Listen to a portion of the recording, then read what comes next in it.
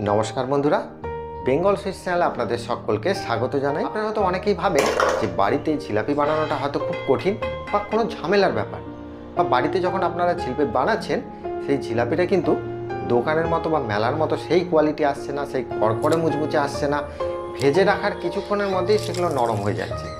তো বন্ধুরা দেখুন, আজকে যে পদ্ধতিটার মাধ্যমে আপনাদেরকে এই জিলাপিটা বানিয়ে দেখাবো, দেখবেন কোনো রকম হাইড্রো কেমিক্যাল ইনো কিচ্ছু লাগবে না। খামি ভিজিয়ে রাখার ঝামেলা ছাড়াই শুধুমাত্র বিউলির ডাল দিয়ে আর সামান্য কয়েকটা উপকরণ, সিক্রেট উপকরণ আছে, সেগুলো দিয়ে আমি আপনাদেরকে একদম পারফেক্টভাবে দেখিয়ে দেবো। আপনি কিন্তু এই রথের মেলাতে দোকান থেকে আর আপনাকে জিলাপি কিনে খেতে হবে না, বাড়িতেই আপনি জিলাপি বানিয়ে কিন্তু খেতে পারবেন। তাহলে চলুন শুরু করি আজকের এই রেসিপি।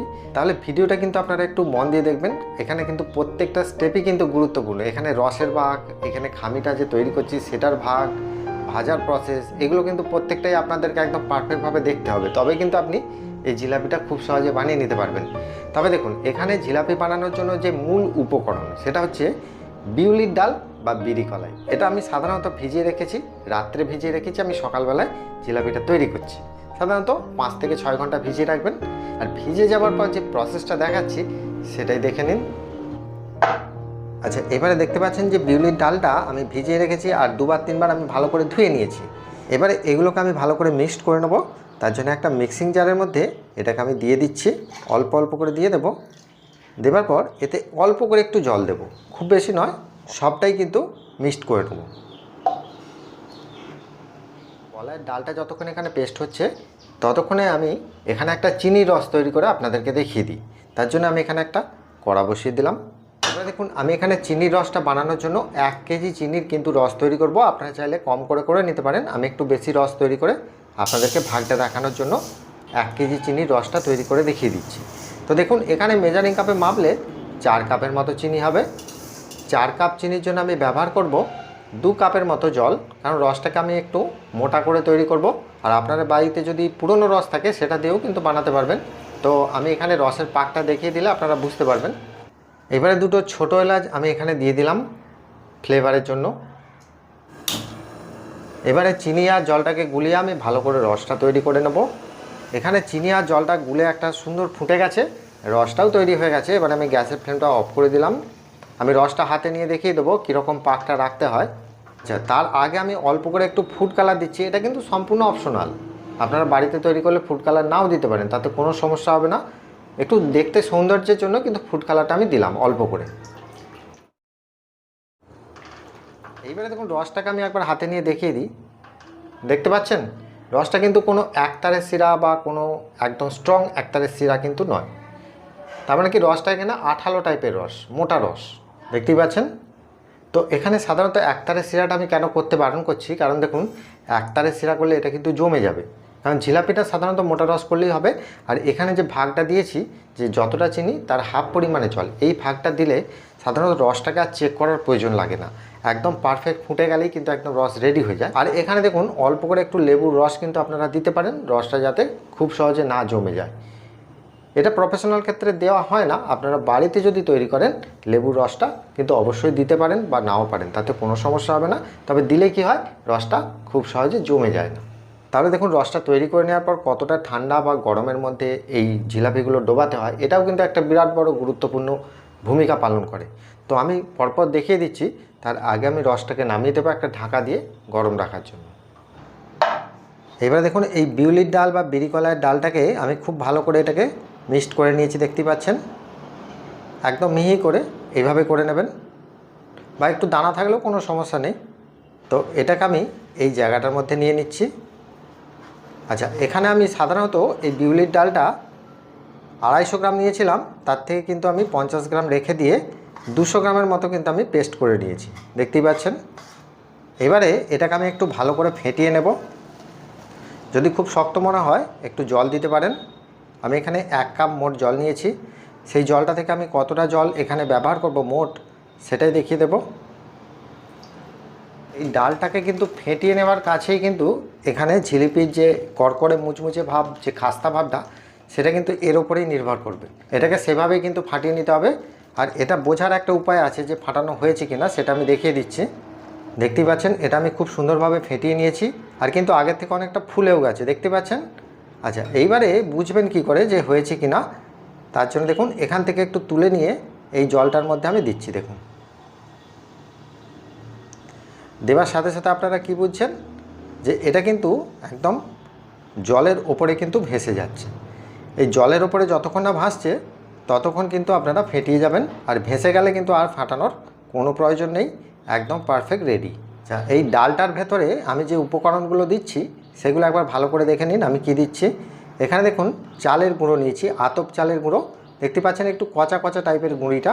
আপনারা চাইলে মিক্সিতেও করে নিতে পারেন, অথবা প্যাকেটজাত যে চালের গুঁড়ো পাওয়া যায় সেটাও কিন্তু ব্যবহার করতে পারবেন। আচ্ছা, এখানে আতপ চালের পরিবর্তে আপনারা গোবিন্দভোগ চালটাও কিন্তু গুঁড়ো করে ব্যবহার করতে পারবেন। তো এখানে আমি সাধারণত 200 গ্রাম ডালের জন্য আমি এখানে দিয়ে দেব 4 টেবিল চামচের মতো এখানে চালের গুঁড়ো।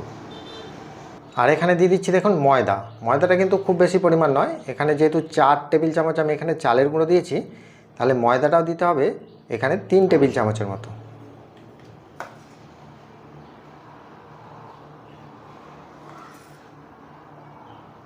এরপর আমি এখানে দিয়ে দিচ্ছি দেখুন কর্নফ্লাওয়ার বা অ্যারারুট। সাধারণত অ্যারারুটটা দিলেই ভালো হয়, যদি অ্যারারুট না থাকে কর্নফ্লাওয়ার ব্যবহার করতে পারবেন। আমি এখানে অ্যারারুটটা নিয়েছি। তো এখানে সাধারণত অ্যারারুটটা খুব বেশি পরিমাণ দেব না, 2 টেবিল চামচের মতো দিচ্ছি। আচ্ছা, এইবারে দেখুন এটাই কিন্তু ভালো করে মেখে নিতে হবে। তো এখানে যে উপকরণগুলো দিলাম এর কাজ কি সেটা আমি ভিডিওর মধ্যেই বলে দেব। এখানে দেখুন এই যে 1 কাপ জল নিয়েছিলাম, এই 1 কাপ জল থেকে আমি ব্যবহার করছি দেখুন, প্রথমে অল্প অল্প করে দেব।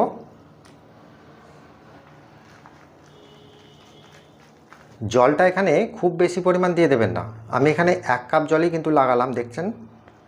কারণ এই কনসিস্টেন্সিটা বুঝে কিন্তু আপনাদেরকে জলটা দিতে হবে, কারণ খুব বেশি জল পড়ে নরম হয়ে গেলে আপনারা জিলিপিটা বানাতে পারবেন না। আর এখানে একটা জিনিস দেখুন, এখানে বেকিং সোডা বা বেকিং পাউডার এইসব কিছু লাগবে না, যেহেতু এখানে ডালটাকে খুব সুন্দর ফেটিয়ে নিয়েছি। তবে যদি লাগে আমি সেটা পরীক্ষা করে দেব বা ভেজে একটা দেখে নেব, দেখে নেবার পর যদি লাগে খাবার সোডাটা দেব। আচ্ছা, এখানে আরেকটা কথা বলে দিই যে এখানে যে উপকরণগুলো দিয়েছি সাধারণত দেখুন ময়দাটা ব্যবহার করা হয় এর বাইন্ডিংয়ের জন্য, মানে এর মধ্যে একটা চিট ভাব আনার জন্য ময়দাটা ব্যবহার করা হয়। আর এখানে যেটা দিয়েছি কর্নফ্লাওয়ার, এটা কিন্তু সম্পূর্ণ সিক্রেট উপকরণ, কর্নফ্লাওয়ার বা অ্যারারুট। এটা দিলে কি হবে, জিলিপির গাটা দেখবেন চকচক করবে, আর জিলিপিটা একটু বেশ মচমচে টাইপের হবে বা একটু খাস্তা টাইপের হবে। আর এখানে আরেকটা জিনিস দিয়েছি চালের গুঁড়ো। চালের গুঁড়োটা নিশ্চয়ই আপনারা সকলেই জানেন, চালের গুঁড়ো ঝিলিপিতে দিলে সাধারণত ঝিলিপিটাকে একদম কড়কড়ে মুচমুচে বা অনেকক্ষণ পর্যন্ত ভাজার পরেও সেটাকে কড়কড়ে রাখে, এটাই হচ্ছে চালগুঁড়ির কাজ। এইবার দেখুন এটাই কিন্তু আমি খুব বেশি মোটাও নয় আবার খুব বেশি পাতলাও নয়, এইভাবে মেখে নিয়েছি। সাধারণত 200 গ্রাম বিউলির ডালের জন্য আমি এখানে 1 কাপ জলই কিন্তু ব্যবহার করেছি। যদি মনে হয় জল লাগবে সেটা আমি পরে দিতে পারবো, কারণ প্রথমে জল পড়ে গেলে এটা নরম হয়ে যাবে। প্রথমে একটু এরকম মিডিয়াম স্ট্রাকচার বা একটু শক্ত করে মেখে নেবেন, তাহলে ভাজার সময় আপনারা যখন বুঝবেন জলটা আপনারা দিতে পারবেন। তো যেখানে আপনারা ভাজবেন সেই কড়াটাকে প্রথমে একটু গরম করে নেবেন, তাহলে কী হবে তলার মধ্যে আর লেগে যাবে না। সেজন্য এই কড়াটাকে আমি একটু গরম করতে দিলাম, তারপরে আমি এতে তেল। এবারে দেখুন এটা ভেজে নেবার জন্য আমি কিন্তু একটা ডাইস ব্যবহার করব। সেটা কিছুই নয়, সাধারণত আপনাদের বাড়িতে যে নুনের প্যাকেট থাকে বা দুধের প্যাকেট, তেলের প্যাকেট, এইগুলোই কিন্তু ব্যবহার করতে হবে, কারণ বাড়িতে আপনারা যখন তৈরি করবেন এই সবগুলোই কিন্তু হাতের মধ্যে থাকে। তো দেখুন আমি এখানে একটা নুনের 1 কেজি নুনের প্যাকেট নিয়ে নিয়েছি, তো এটাকে আমি কেটে নেব। আচ্ছা, এই যে নুনের প্যাকেটটা দেখছেন, এই নুনের প্যাকেটের এই যে কোণটা, এই কোণটাকে হালকা করে একটু কেটে নেবেন, খুব বেশি মোটা করে কাটবেন না, তাহলে জিলিপিগুলো মোটা হয়ে যাবে। প্রথমে সরু করে কাটবেন, যদি মনে হয় তখন কিন্তু আপনারা একটু বড় করে কেটে নিতে পারেন। আচ্ছা, দেখতে পাচ্ছেন আমি একদম সরু করেই কিন্তু ফুটোটা করেছি, সরু কাঠি জিলিপিটা বানাবো সেই জন্য। এখানে একটা বাটি নিয়েছি আর এইখানে এটা বসিয়ে দেবো, দেখতে পাচ্ছেন এটা বসিয়ে দেবো। এবার একটা এইভাবে চাটুয়ে করে এখান থেকে বেটারটা তুলে নিচ্ছি, নিয়ে এর মধ্যে আমি দিয়ে দেব। আচ্ছা, এইবারে দেখুন এখানে কিন্তু একবার দুবার প্র্যাকটিসটা করে নেবেন। কিভাবে করবেন, এখানে নেওয়ার পর এইভাবে পাকি পাকি দেখে নেবেন, তাহলে ফুটোটাও বুঝতে পারবেন কত বড় হয়েছে। এইভাবে পাকি পাকি দেখে নেবেন, দেখতে পাচ্ছেন কত সুন্দর কিন্তু জিলিপিটা বানানো যাচ্ছে। এইভাবে করে নিলে কি হবে, আপনাদের হাতের সরবরাহটা হয়ে যাবে। আচ্ছা, এবারে দেখুন এখানে কড়াটা আমার একদম সুন্দরভাবে গরম হয়ে গেছে। এরপর আমি তেলটা দিয়ে দিচ্ছি। এখানে আমি সাদা তেলটা দিয়েছি, তবে সাদা তেলটা খুব বেশি ভর্তি করে দেবেন না, অল্প করে কিন্তু দিতে হবে, কারণ জিলিপিগুলো ভাজার ক্ষেত্রে সুবিধা হবে। এখানে আমার চিনির রস, এখানে আছে আমার খামিটা, এখানে আমি যে ডাইসটা করেছি ওটা নিয়েছি, দিয়ে আমি একদম সেট আপটা তৈরি করে নিয়েছি। এটা সেট আপটা করলে, এই সেট আপটা আগে থেকে করে রাখলে আপনাদের সুবিধা হবে। এবার আমি শুধু জিলিপিগুলো ভেজে নেব। চিনির যে রসটা আমি করেছি, এই রসটাকে আমি একটু ঠান্ডা করে নিয়েছি। আর রসের যে একটা গরম থাকে, এটা কিন্তু সবথেকে গুরুত্বপূর্ণ, কারণ খুব বেশি গরম রসের মধ্যে যদি আপনারা জিলিপিগুলো ডোবান, সেক্ষেত্রে কিন্তু ফটকা হয়ে যাবে, রসটা কিন্তু ধরবে না। এই রকম আঙুল ডুবিয়ে রাখবেন। যখন দেখবেন আঙুলটা সহ্য করতে পারছেন, তাহলে বুঝবেন যে চিনির রসটা এখানে একদম পারফেক্ট রেডি। আচ্ছা, তেলের টেম্পারেচারটা কিন্তু এখানে মিডিয়াম থাকবে। এবার আমি এইখান থেকে অল্প করে একটু দিচ্ছি। দেখুন, যখন দেখবেন এটা সঙ্গে সঙ্গে ভেসে উঠবে, তখনই বুঝবেন তেলের টেম্পারেচারটা পারফেক্ট আছে। আর তেলের টেম্পারেচারটা কিন্তু মিডিয়ামে রাখবেন, খুব বেশি হিটও নয়, আবার খুব বেশি ঠান্ডাও নয়। এবার আচ্ছা, এখানে একটা আমি চেক করছি। চেকটা আমি কেন করছি, যে খাবার সোডা লাগবে কি না, তার জন্য দেখুন এখানে আমি একটা ছেড়ে দিয়েছি। দেওয়ার পর এটাকে আমি উল্টে পাল্টে জাস্ট ভাজবো। এটাকে জাস্ট তুলে নিলে আপনারা বুঝতে পারবেন। এখানে হাত দেবেন, দেখুন একদম পারফেক্ট খাস্তা কিন্তু হয়ে গেছে। এখানে কিন্তু আর এখানে খাবার সোডাটা দেওয়ার প্রয়োজন নেই। যদি এটা খুব শক্ত বা তুবড়ে যায়, ফোলে না, তাহলে কিন্তু এখানে দিতে হবে। তো এটা আমি সরিয়ে নিলাম।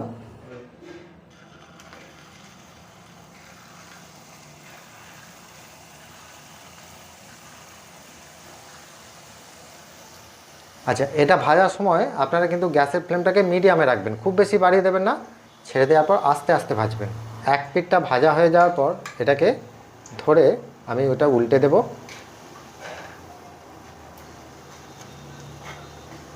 দেখুন, এইভাবে কিন্তু আস্তে আস্তে ভাজা হবে, একটু টাইম দিতে হবে।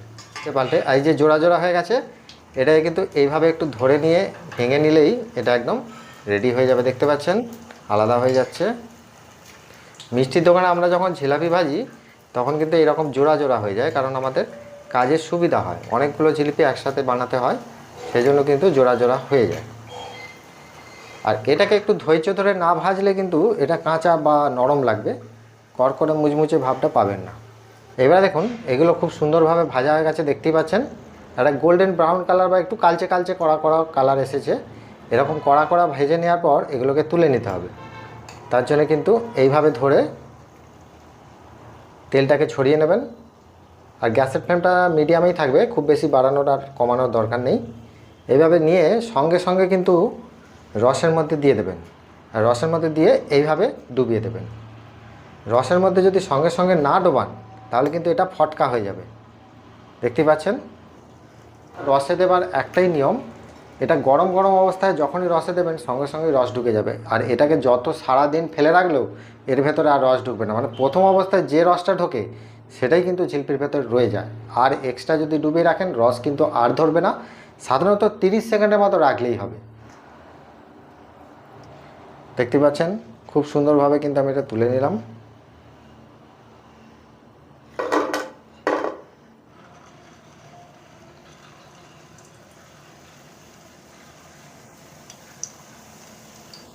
তো বন্ধুরা, আশা করি আজকের এই জিলাপির প্রসেসটা বুঝতে আপনাদের নিশ্চয়ই কোনো অসুবিধা হয়নি। আজকের এই ছোটো ছোটো ইনফরমেশানগুলো আজকে আপনাদের এই জিলাপি তৈরি করার ক্ষেত্রে অনেক কাজে আসবে। জিলাপিগুলো সম্পূর্ণ রস ঝরে যাওয়ার পর শুকনো হয়ে গেছে, দেখতে পাচ্ছেন। আর আমি একটা পাত্রে নিয়ে নিয়েছি, দেখতে পাচ্ছেন কত সুন্দর দেখতে হয়েছে, একদম দোকানের থেকেও সুন্দর। এবার একটা ভেঙে দেখাই, আওয়াজটা শুনুন। তাহলে বুঝতে পারছেন যে কতটা খাস্তা মুচমুচে হবে। 72 ঘন্টা পর্যন্ত এই খাস্তা মুচমুচেটা থাকবে। যদি আপনারা বর্ষাকালে একটু এয়ার টাইটের মধ্যে রাখতে পারেন, তাহলে তার কোনো কথাই নেই। এইভাবে যদি আপনারা একবার এই জিলাপিটা বানাতে পারেন, তাহলে এই রথের মেলার জন্য আপনাকে দোকান থেকে জিলাপি কিনতে হবে না, বাড়িতেই আপনি খুব সহজে বানিয়ে নিতে পারবেন। তাহলে বন্ধুরা, আজকের এই রেসিপিটা আপনাদের কেমন লেগেছে সেটা আমাকে প্রত্যেকবারের মতো কমেন্ট করে জানাবেন। আর ভিডিওটা দেখার পর একটা লাইক করবেন, বন্ধুদের মাঝে শেয়ার করে দেবেন। ভালো থাকবেন, সুস্থ থাকবেন, নমস্কার।